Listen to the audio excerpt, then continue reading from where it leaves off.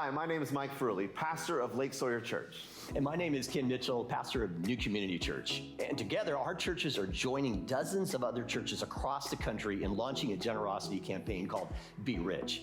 For 3 weeks, we're going to take 3 themes: give, serve, and love, focused on the purpose of making a difference in the communities we serve. Now, over the next few weeks, we're going to put the power of collective generosity to work. Our 2 churches are part of a group of 80 churches across 20 states and 6 countries participating in this year's Be Rich campaign. And so combined, that means there were over 91,000 adults, 30,000 kids and students, over 121,000 people together who are giving and serving their local communities and communities around the world. Now, one of the reasons we're so excited about today is that we're joining a movement. Over the past 10 years, Be Rich churches have served over 400,000 hours and raised $42 million to benefit their local community organizations. But Mike and I, we're even more excited that our 2 churches can get together and make an impact in our communities. It's inspiring to think about the kind of impact that this generosity can have in our communities.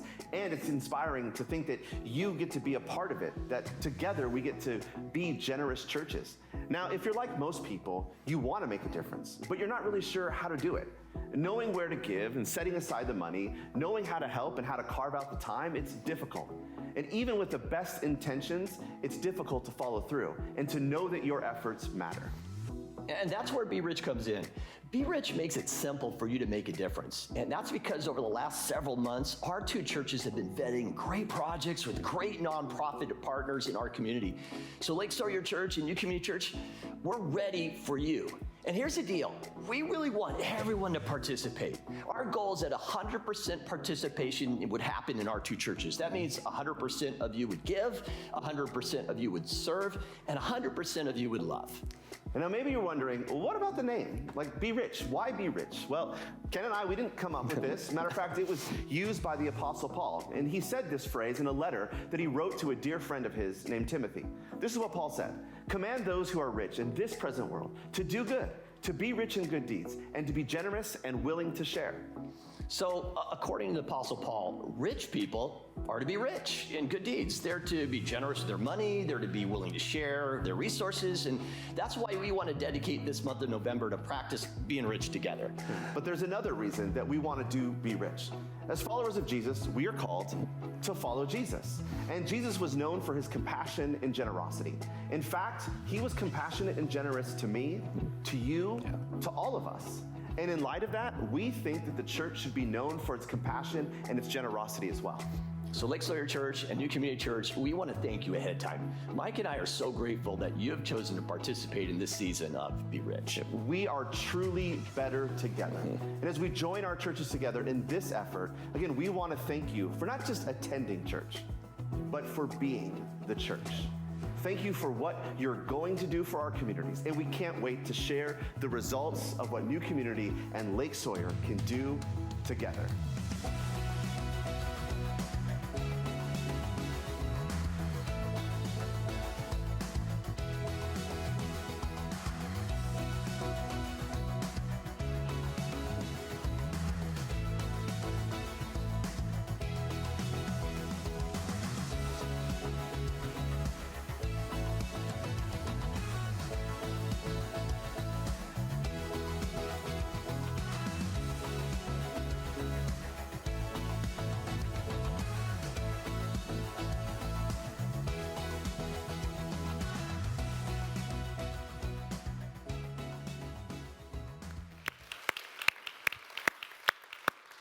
Well, good morning.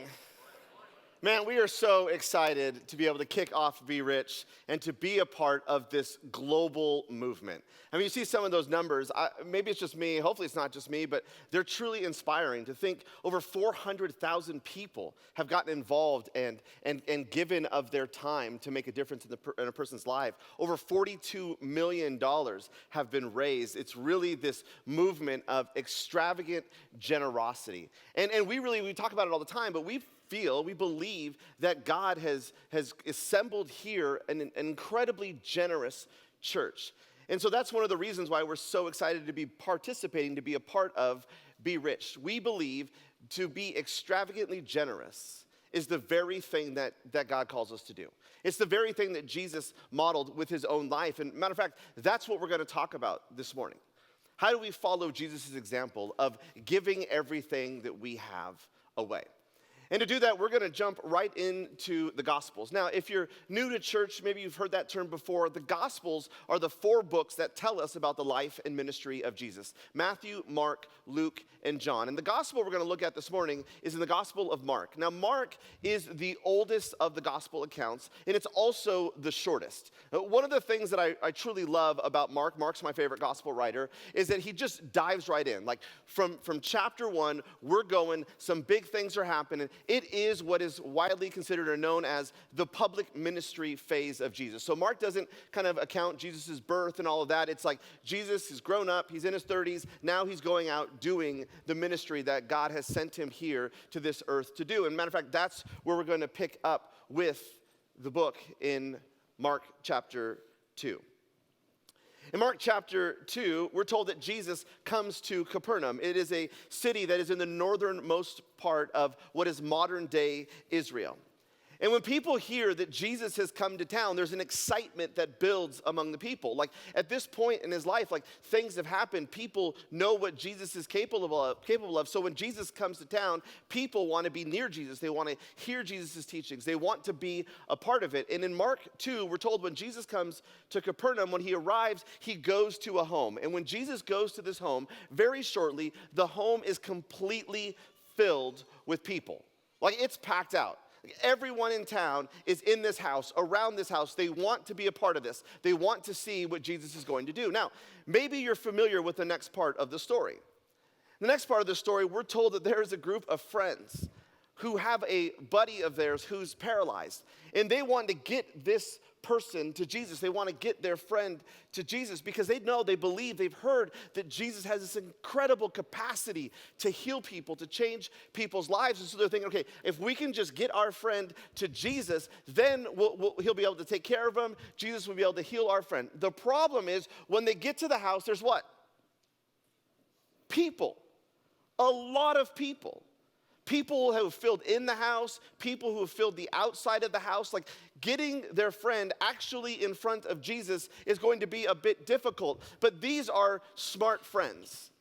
They're outside of the box thinkers. And so they devise this plan. They say, okay, here's what we're going to do. We're going to take our friend up on the roof. And we're going to dig a hole in the roof, lowering our friend down in front of Jesus. Like everyone's thinking, well, this is a brilliant plan. When they do it, when they go onto the roof, everyone's thinking this is a brilliant plan, except probably for the homeowner who now has a hole in his roof. We're told that as they lower their friends to Jesus, Jesus notices the faith of these friends, notices the faith of this man. And immediately we're told that Jesus heals him. I mean, it is an incredible moment. It is a moment and a cause for celebration. But what happens next happens so often throughout the life of Jesus. The religious leaders, many who have filled this room, along with all the other people, become angry at what Jesus has just done. Now, the thing is, they don't actually voice their anger. Jesus can just sense it. And we understand that. Like, if someone's angry with you, they don't always have to tell you they're angry, right? You can often sense when someone is angry. And so Jesus he's keenly aware of the situation. He's aware of everything that's happening. He's sensing the frustrations of these religious leaders. And so he begins to try to explain to them why he's done what he has done for this man. Now, apparently, changing a person's life forever is not obvious enough. After a back and forth conversation that happens with Jesus and one of these religious leaders, we are told that this man, he gets up, he takes his mat, and he walks out of the house. Now again, this house isn't just filled with religious leaders. It's filled with all sorts of people. And when the people see this man, when they witness what Jesus has done for this man in his life, they begin to celebrate. The crowd is completely amazed at what Jesus has done. They begin praising God, and this is what they say in Mark chapter 2, beginning in verse 12. We have never seen anything like this. They just witnessed what Jesus has done for this man, and their response is, we have never in all of our lives seen anything like this. I mean, it's an incredibly powerful statement. The truth is, Jesus was something new. He was something completely new, unlike anyone had ever seen before. Now, the truth is, some of us like new. Some of us like change. Others of us, we don't. We don't like when things change. The reality is, new is often perceived to be a threat to the old. And so when something new happens, there's always a question of what will happen to what was. And that was a struggle for the religious leaders. They had spent decades building a religious institution that defined how a person could approach God. And suddenly Jesus shows up on the scene and everything begins to change. They begin to wonder what will happen of all of their work, what will happen of this system that they built. What do they do with Jesus? And there's a tension that goes back and forth between the religious leaders and Jesus. The religious leaders are angry at the fact that Jesus is seemingly dismantling everything that they worked so hard to build. And then Jesus is angry at the religious leaders because they can't seem to look past themselves to see this new thing that God is doing through him.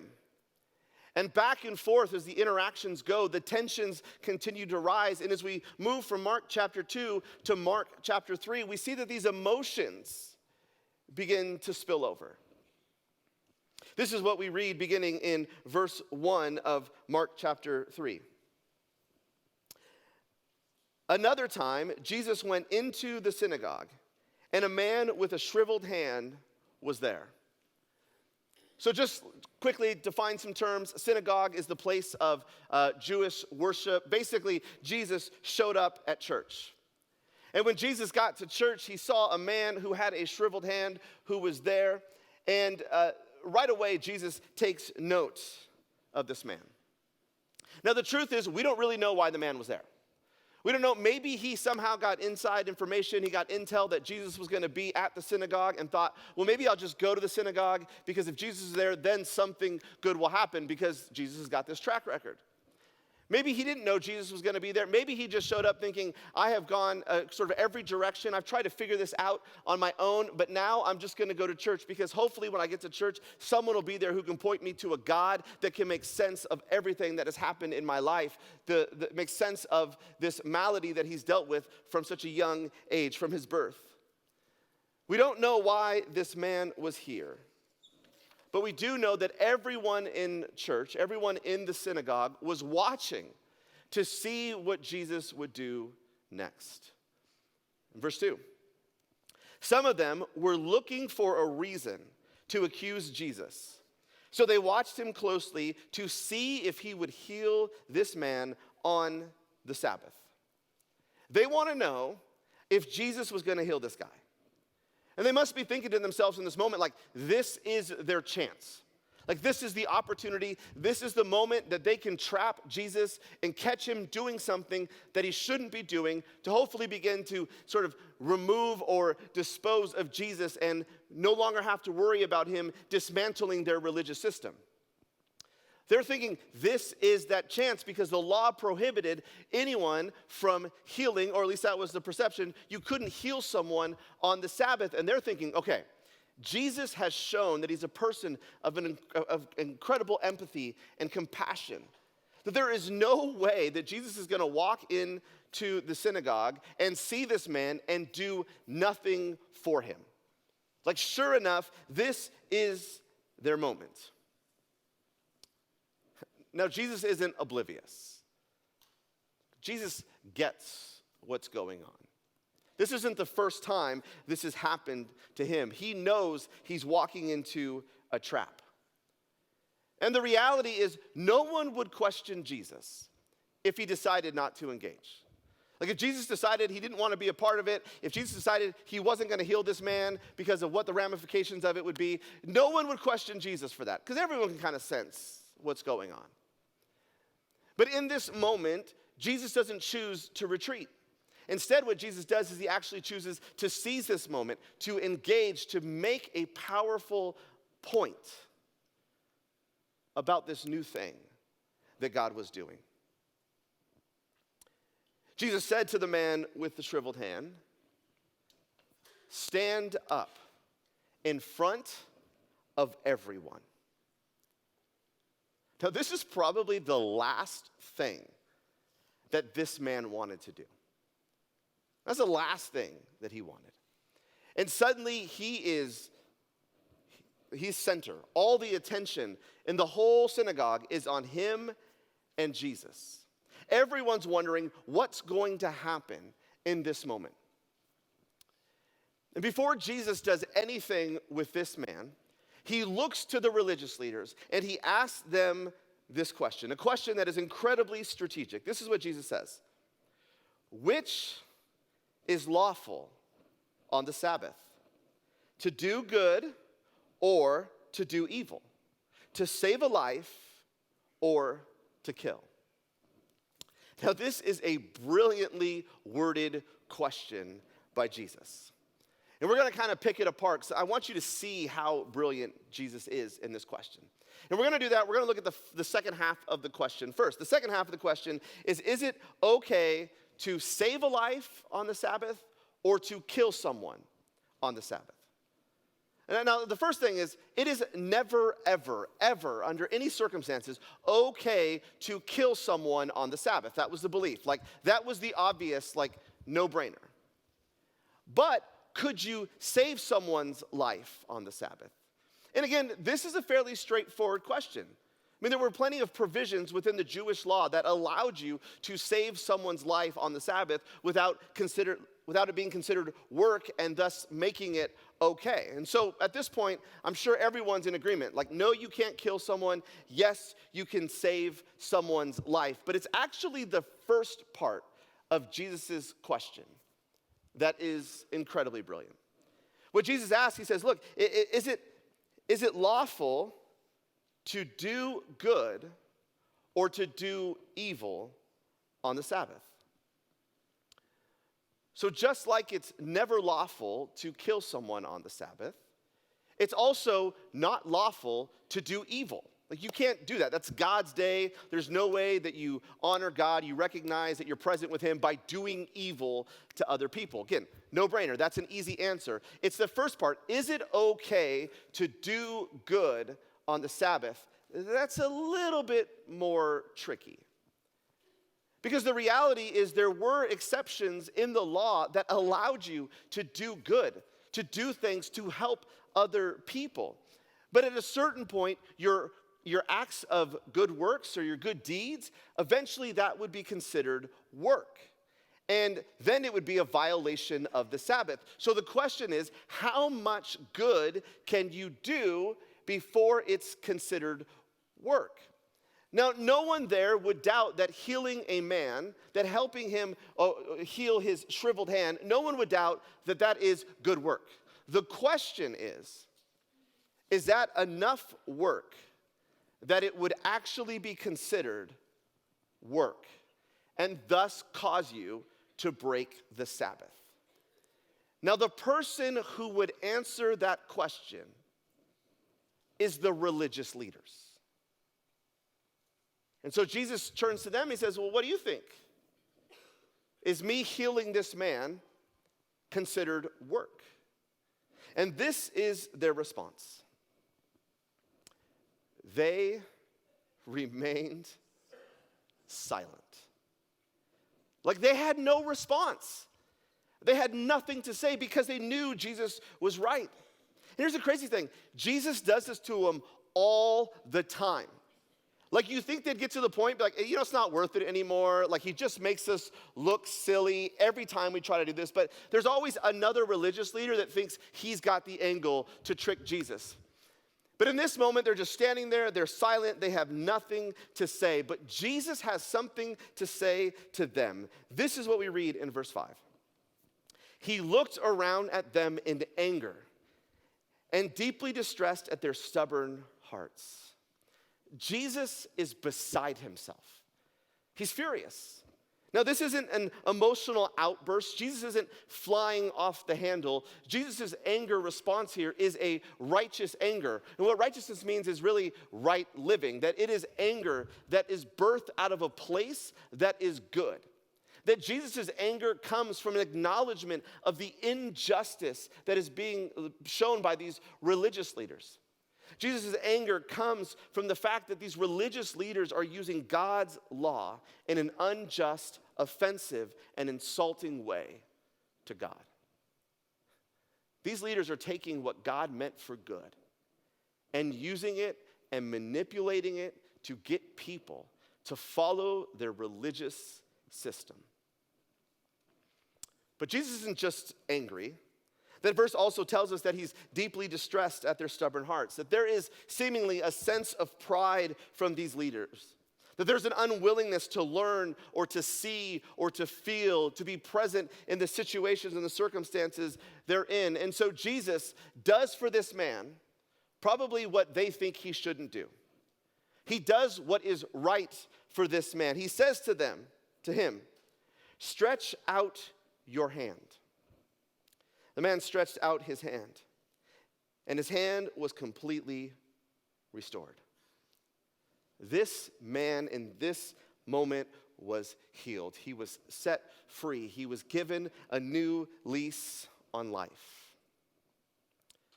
And Jesus didn't care what the religious leaders thought. He didn't care if his actions fueled their hatred. That God was doing something new through Jesus. And just because the religious leaders couldn't get on board with what God was doing didn't mean that everyone else had to suffer because their unwillingness to come along. And this is what happened. After Jesus heals this man, this is what we read in verse 6. Then the Pharisees went out and began to plot with the Herodians how they might kill Jesus. Like, as all of this happens, all of it unfolds, they leave and begin plotting how to kill Jesus. Now, this verse, again, it's another fascinating verse. Because here's what we're told. We're told that they are so angry, that they are so threatened, that immediately they start devising a plan to kill Jesus. The Herodians and the Pharisees didn't like each other. Like, they didn't like each other at all. They didn't agree about anything.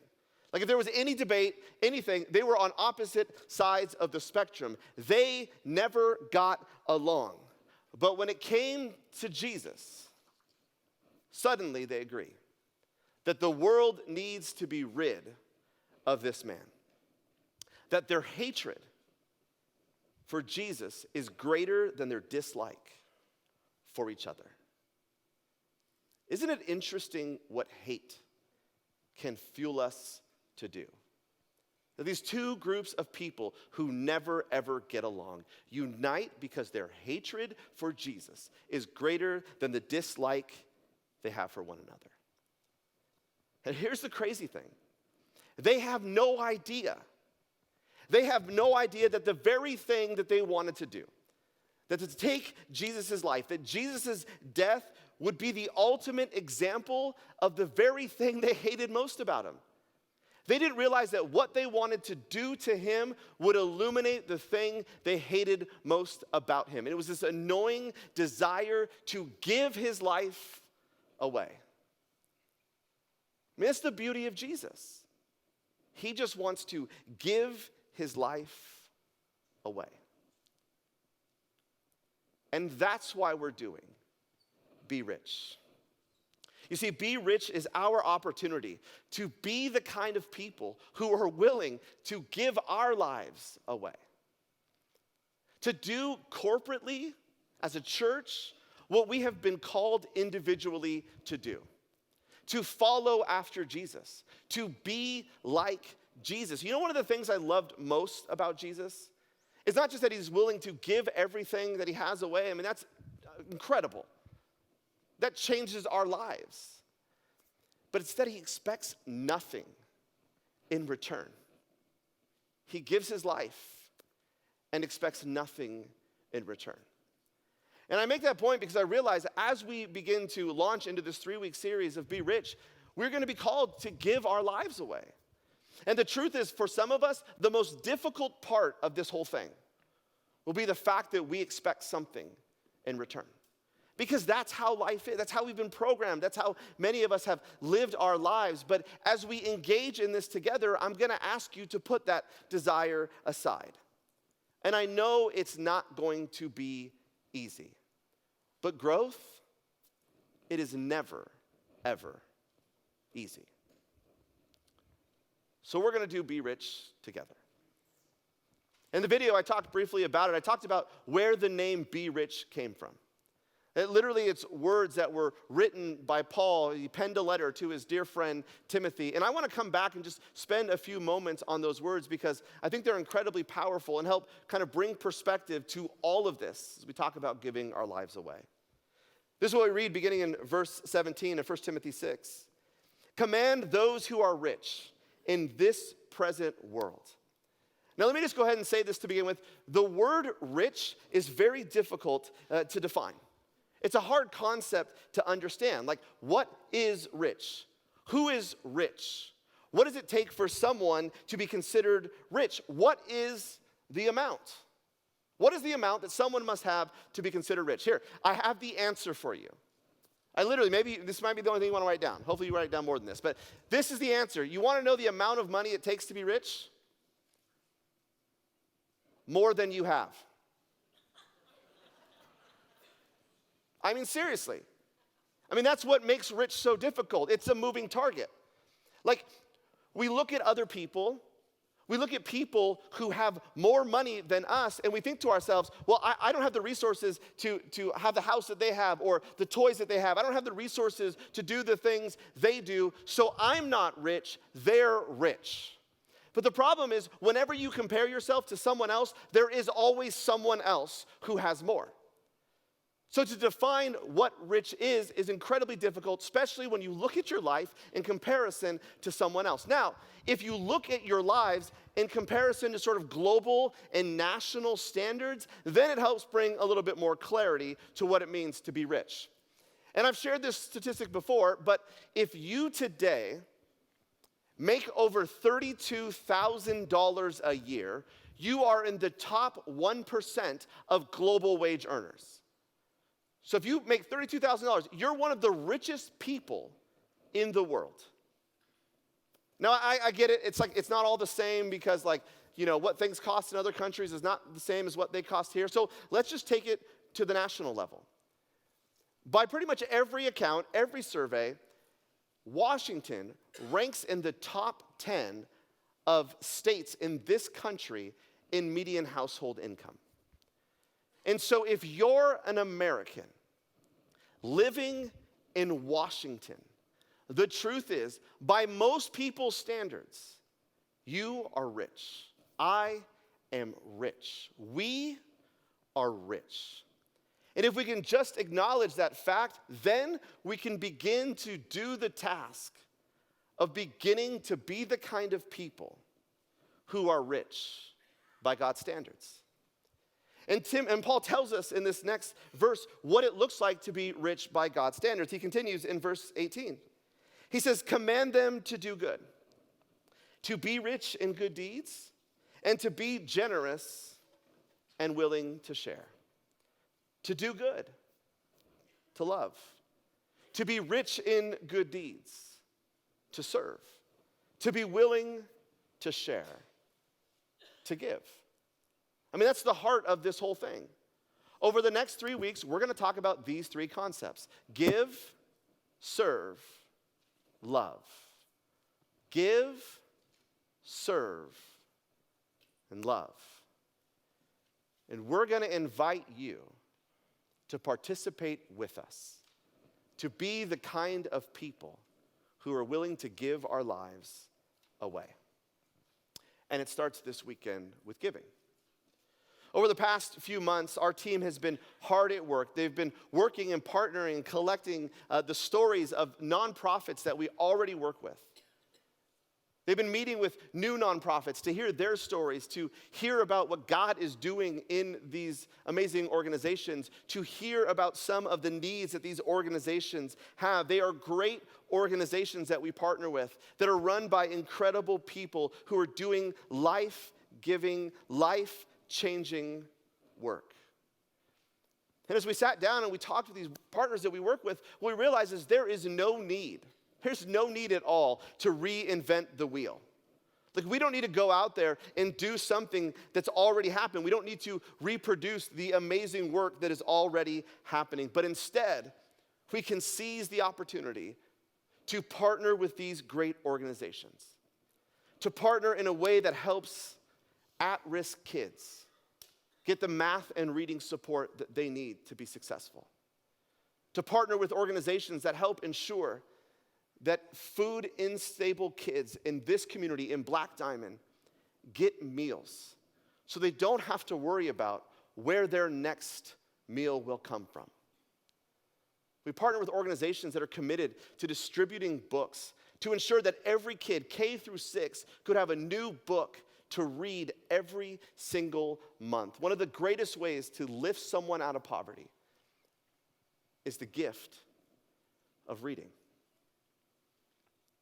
Literacy. We get to be a part of that. We're partnering with great organizations who recognize a need, who recognize families as they struggle with the reality of dealing with a kid who's got pediatric cancer. And all that comes with it. That we get to be a part of an organization that comes around them and provides care and support to get through what is undoubtedly the most difficult season of their lives. We're going to get a partner with organizations that recognize that homelessness is a generational issue, and that we can seize the opportunity to help rescue these families and put them on a path of hope, stability, and economic self-sufficiency. Guys, who wouldn't want to be a part of these things? I mean, the truth is, all of us do. All of us would love to say that we are part of the solution. That we were a church that was for something good in this community. But the truth is, we need you to do it. So here's the ask. There's always that moment, right? You get the pitch. Now here's the ask. We're going to ask every single one of you to give $39.95. And maybe you're thinking, why $39.95? The truth is, it's because you don't think about it. It's like a meal. I take my family of 4 out to McDonald's, it costs me over $39.95. It does. I don't know what happened, but it does. And that $39.95, it's not a monthly gift. It's just one time. That you would make a one-time gift of $39.95 to help us do some of these things. And we're asking that everyone would participate. Like, it's every one of you. I feel like sometimes I need to clarify that. Like, all of you. And here's the other reality. Many of you have kids over in the kids area. And 100% participation means 100% participation. And you're probably thinking to yourself right now, does that mean I need to give $39.95 for each of my kids? Yes. Kids are expensive, what can I tell you? You know that. But here's what I'd say. I've got 2 girls over in that kids area. They'll be here next hour. And when the service is over, I'm gonna go get them, and I'm gonna walk them over here to one of these 2 booths. And I'm gonna tell them why we're doing this. I'm gonna tell them that we are grateful to be part of a church that desires to live their lives the way that Jesus calls us to live. And because of that, we're going to each give $39.95. And that our family's sacrifice is going to make a huge difference in the lives of people in this community. Don't focus on the dollar amount. Leverage the opportunity that you have to teach outrageous generosity to your kids. That's the ask. One time, each of us, $39.95. But here's the promise. So you want to know what goes with it? What happens with it? We promise that every single penny, every single dollar that is raised as a part of Be Rich, 100% of it will go out these doors to support these nonprofits. That we're not keeping a penny, we're not cutting a percentage off the top, there's no overhead cost. You give $39.95, they get $39.95. That's our promise to you. So what's the goal? The truth is we don't have a numerical goal. We didn't sit around and say, like, this is the target number. Like, we need to get this amount of money. It was never about a numerical goal. It has always been about a participation goal. That what percentage of us would participate? 100%. That means if you got a family of 4, $39.95 times 4. If you got a family of 12, I'm sorry.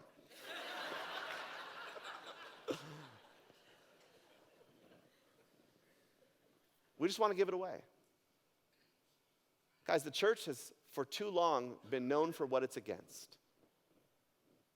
What if we were the place that our community looked at us, our cities looked at us and said, that's a place that's for this community, that desires to change lives, to make a difference, to help people get out of poverty, get food, learn to read, to get past cancer. We had this opportunity to do this together. Let's be reminded what Paul says. Let's come back to Paul's words to Timothy in verse 18. He says, command them to do good, to be rich in good deeds, and to be generous and willing to share. Why do we do this? Well, Paul tells us, verse 19, so that they may take hold of the life that is truly life. We want to be rich so that each and every one of us could take hold of the life that is truly life.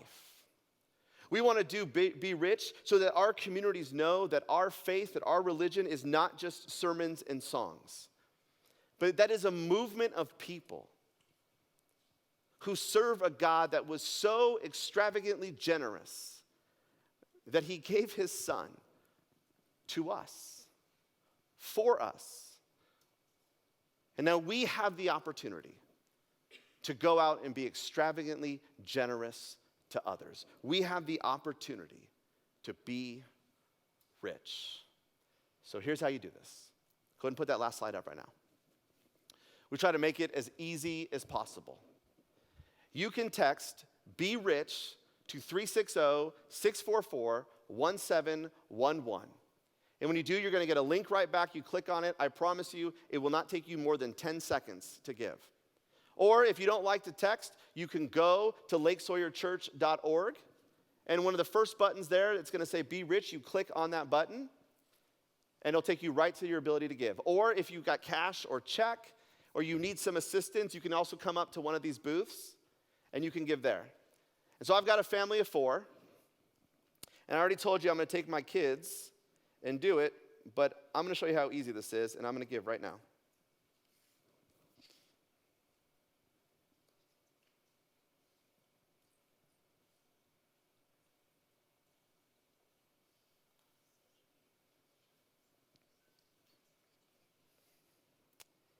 It's done. That's it. 10 seconds to make a difference, to change a life, to be rich. Let's pray. God, I thank you so much that through your son, Jesus, we get the perfect example of what it means to give a life away. And God, I pray that we can be the kind of church filled with the kind of people who want that same thing for us. That we would be committed to give, and over the next 3 weeks to serve and to love. To be the kind of people that follow Jesus and do the things that Jesus did. God, I pray that you would move in an incredible, powerful way through the generosity, not just of Lake Sawyer Church, but the 70 plus churches across this country and around the world who are committed to make a difference in the communities that they're a part of. It's in Jesus' name that we pray. Amen.